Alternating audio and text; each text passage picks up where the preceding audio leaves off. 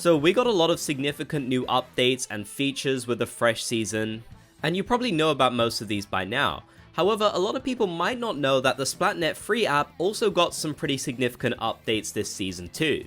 And that's exactly what we're going to be checking out within this video. Now, to start us off, Splatnet Free actually got a brand new side order feature which is called Side Order Stats, and this one is honestly pretty darn cool.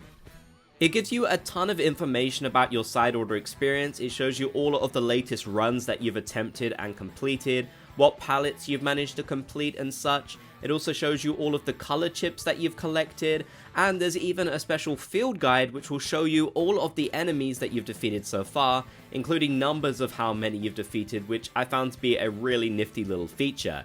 I love stats like these myself. I find it so interesting. So this feature is definitely right up my alley, and it's great to see a tie-in for side order. Of course, if you don't have the side order DLC, you won't really be able to use this at all, but if you do have it, then yeah, there's plenty of information to get in here, which I find really cool. But don't worry if you don't have side order, there are other updates. For example, Krusty Sean's adventure has gotten a new chapter. This time there is journey number 5, which seems like it'll be the penultimate journey, as they're probably only going to add one more in after this. So yeah, you've probably already started gathering some points for that, as any points you've gotten within the fresh season update will count towards this.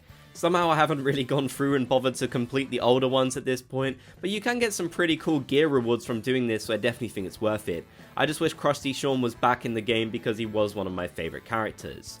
Of course, since Nintendo added so much new gear within the latest update, you can head to the Splatnet Shop, where you should be able to find some of the many new gear pieces which were added to the game.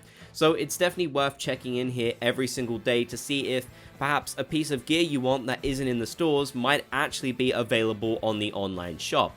It's a really nifty feature that a lot of people tend to overlook, but can be a great way to get more gear when you need it, especially gear with different abilities and such.